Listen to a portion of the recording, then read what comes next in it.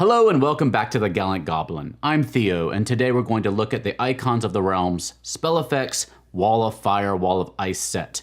This one contains 6 miniatures of each, Wall of Fire and Wall of Ice. We're going to take a look at them up close, talk about the spells, and then see them on a Dwarven Forge setup. Let's take a look. Wall of Fire. This is a 4th level evocation spell used by druids, sorcerers, and wizards.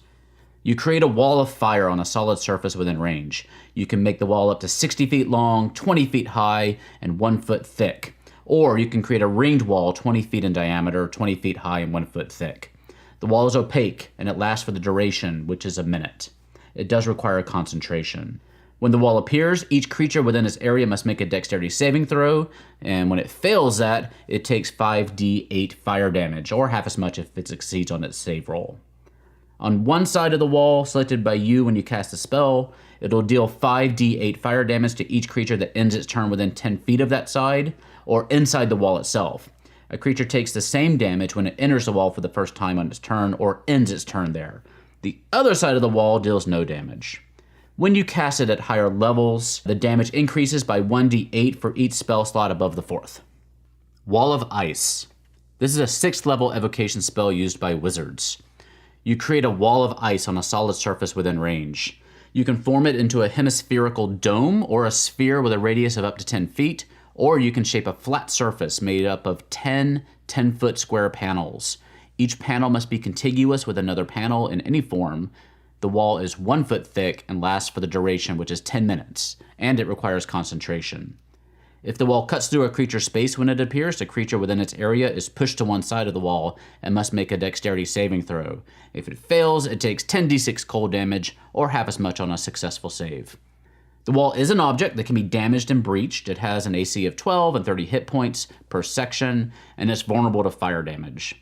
If you reduce it to 0 hit points, it'll destroy that panel and leave behind a sheet of rigid air in that space that it occupied, which will do damage if you go through it. When you cast a spell using a slot of 7th level or higher, the damage the wall deals when it appears increases, and the damage from passing through the sheet of frigid air after it's destroyed also increases for each spell slot above the 6th level.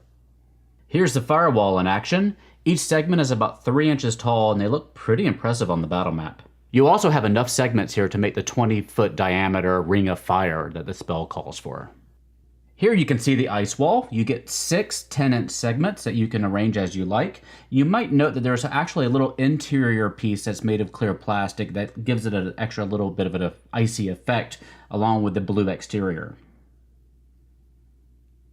So these guys are pretty impressive, although Wall of Fire and Wall of Ice, at least in my games, they haven't been a very often used spell, so it's nice to think of alternate uses for these. I think the fires here you could definitely use as if an area is engulfed in flames by a building or, by an errant fireball. You could definitely use these just to represent fire in an area. One thing to note too, all these are identical. So when you have the flames lined up like this to make a wall, you may want to kind of rotate the random one just to make sure it doesn't look too repetitive in the line. The walls of ice actually are designed to fit to notch together really well, so they're almost seamless when you make a wall. Of course, with a wall of ice, you're going to want to, you're able to design a wall that kind of moves or that's kind of zigzag like this. So this still fits together pretty nicely. You can also probably use these if you're doing some sort of Dwarven Forge type build and you want to have frost caverns like they did in the last Kickstarter. You could substitute one of these for a wall probably. It'd be just fine, an ice wall. Or, put it in front of a door that's been frozen over that they have to thaw out before they can open it. So you can think of some alternate uses for all of these. They're all good size. They're 2 squares long, so they make a nice 10-foot section. Again, the ice wall is not, you don't have quite enough segments to do what's called for in the actual spell, so you have to be creative with that and how you want to handle it.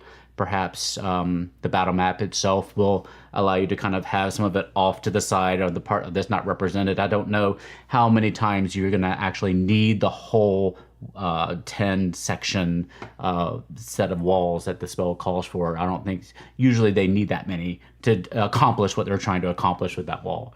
But you can probably be creative and think of something to solve that problem. Otherwise, it's a pretty nice set. I'm pretty happy with it, and they're nice and chunky and fun to have around on your table. If you have any questions, comments, or concerns, leave them in the comments below. I'll see you next time.